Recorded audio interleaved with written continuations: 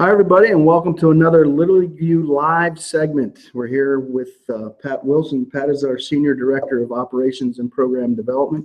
Pat, thanks for joining us. Thanks, Nick. We're going to talk really briefly about the new rules that are going to be implemented throughout 2016.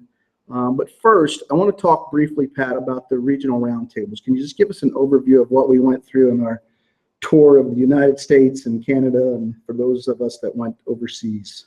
Well, the regional roundtables really gave us, Nick, the opportunity to get out and communicate with our district administrators and our ADAs around our regions, and they were really well attended. We had over 800 people participate in the process, and what it does is when we went to a four-year Congress, it now provides us the opportunity to have even more feedback than we had with a three-year Congress process. And so now we get feedback every 2 years from the district administrators and ADAs that participate in the roundtables, and it really gives them the opportunity to have a say in our rules and regulations and our tournament policy. Well, that was great for us to have training too. We had a lot of good training, and we had Liz Brown give us a program development overview, and Danny Velt talked about the mapping system, which is very good and very, very efficient for us. So it was a good idea, and obviously, we had a lot of fun doing it. So it was good to see everybody, those that did participate. And then we went through the rigors of creating the agenda and voting on the items that we emailed out to everyone, and you voted on those. And we're going to talk about the ones that are going to be implemented just for 2016. So why don't we take a moment while you set this up? I'll queue up the slides for us. Well, Nick, we had 463 DAs actually vote as part of the process, and that's more than we've had at voting at any Congress that I've been involved in or the previous regional roundtable. So we had great participation from around the country and around the world, and it just shows that the DAs really appreciated the opportunity to provide feedback. Yeah, well, let's talk about just the 4 or 5 items that are going to be impacted just this year. Now, obviously, there's more information on the website for those of you that want to learn about what's going to be impacted in the future. But we really wanted to get together and just informally talk to you guys about what exactly is going to be impacted for this tournament season and give you that heads up. So let's screen share the slides for us. And we're talking about Regulation 1B as it pertains to tournament managers and coaches. That affects all divisions of baseball and softball. So annually, the Charter Committee used to get requests for the president to manage or coach, and all those requests had to come to Williamsport. So now, with this rule change for the 2016 tournament, the president now may submit that request to the district administrator, and with their approval, as well as being appointed by their local league board of directors, which is also very critical step in the process, they can now serve as a tournament team manager or coach. And it really helps our smaller divisions where maybe the president was the coach of a junior league softball team, and now they have the opportunity to stay with that team, because that league had one regular season team, and that regular season team is going to become the tournament. Smaller leagues with smaller volunteer bases. Absolutely. Makes a lot of sense. For those of you watching on Facebook Live, we apologize. We can't show you the slides, but we're going to do our best to explain those to you. So just pay attention if you would. So let's move on to the next one. Regulation 6C, it impacts playing rule 303 for softball, junior, senior, and big league. So with this rule change and tournament policy change, so the playing rule change goes into effect with the release of the results last week. And so for the playing season right now, for the junior, senior, and big league softball divisions, they can use this new pitching rule regulation, and then it will also be implemented in tournament. So essentially what this does is it allows in the junior, senior, and big league softball divisions for the pitcher to be actually removed from the lineup and return as pitcher later in the game. So if you remove a young lady in the first inning and she goes and sits on the bench, and then you could bring her back to close out the game in the 6th. She doesn't have to just move to another position. She can now actually be removed from the game in the lineup and return as pitcher. So it's a great opportunity for our rules to be more in line with the National High School Federation, which we're always very cognizant of and keeping our program relevant for those young ladies that participate in our softball program. So it provides more flexibility too. Absolutely.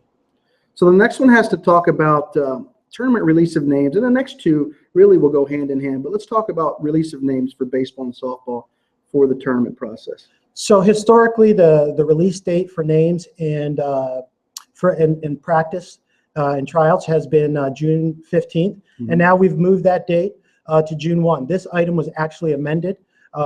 It was proposed to have removed the date completely, but the delegates really felt that we needed a date, and so June 1 was the date they amended it to recommend, and the delegates voted on it and passed it. So June 1, local leagues will be able to announce their tournament teams for 2016. And part of that, I think, is the delegates really wanted to make sure that the regular season was getting an opportunity to play and not to push that date back so far that it impacts the regular season and they start tournament practices even earlier. And tournament is really for a small select few kids, and you have to balance the focus between the majority of the kids and the kids that are going to advance on through tournament play. So this next one, Pat, talks about team practice. Again, like I said, it goes hand in hand with what we just talked about. It's the same essential change to June 1, and again, it gives the leagues ability to get started a little bit earlier without compromising at the same time the entire regular season for those other kids. The next slide talks about tournament player eligibility, and the next three slides are very identical with regards to the age spectrum, but we're going to kind of zero in on them individually. So this first one actually talks about including 8-year-olds into the 9 and 10 division. Again, more local league flexibility. We would annually get requests from smaller leagues to include an 8-year-old with ability to participate on their 9 and 10 tournament team, and they still have to meet the 60% requirement. But again, it provides more flexibility, smaller leagues the ability to field their own tournament teams without having to combine with another league. The next one, 9, 10, and 11. So 9 through 11, same thing? Same thing. It just really expanding the ages. Again, more flexibility for those leagues, and now those requests don't have to come to us at the charter committee or the regions. Right. And finally, the 10, 11, and 12. And like you said, we've had a number of requests for 10s to play in the 11 and 12 tournament division. Yeah, again, not much else to say, but I think leagues are going to appreciate this, and these changes are all for 2016. I know a lot of leagues didn't go into their regular season anticipating that 8-year-olds or 9-year-olds or 10-year-olds would be able to play at a certain additional tournament division, but it will be implemented for 2016, and the local league, and let's not forget this, the local league can still set a criteria of which ages it would like to select their tournament teams from. And that's based on what they have, right? Yeah, so if they want to say we want to keep it in the traditional mode, they can, as a board, decide that and have 9s and 10s and 10s and 11s and 11s and 12. But what we're trying to do is give more flexibility to those local leagues. Right, makes a lot of sense. So we have a few minutes left before we have to conclude. And we did get a number of questions, and one question was from Paul in Tampa. Paul writes, he's a player agent of a small league in Florida. We will not have enough players to field a 8, 9, 10, a 9, 10, 11, or a 10, 11, and 12 team. So what is the suggestion for age group to give preference to? We can only make one team. So it's really up to the local league board of directors. I think they should decide, meet as a board and decide which tournament team they would like to field. But if they're asking, or Paul's asking my personal preference, I think we need to focus on those potentially those 12-year-olds that are going to be playing their last year Little League, and really try to construct a team that gives them the chance in their last year, with the support of maybe 11-year-olds or 10 and 11-year-olds, to field a team at that level. Have some success. And have some success and have the opportunity to participate in their last year of tournament play. Right. But ultimately, it's a local league decision. Yeah. So, Pat, that's going to conclude us for today. I want to thank you for kind of elaborating on the rules, these next rules that impact just 2016. Obviously, for those of you that are on the website, please make sure you look at some of the rules that will impact the future. But we wanted to kind of concentrate on the 2016 rules.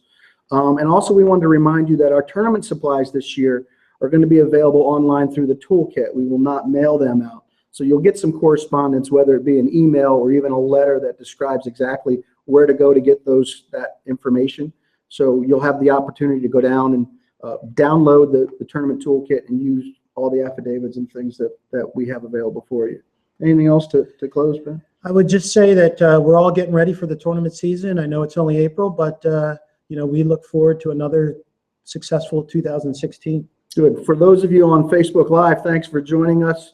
Those of you on .org or Little League U, we will be archiving this version for Little League U, so be sure to log into Little League U. If you haven't already gotten your password, please log in and join for a free account, and make sure you join us.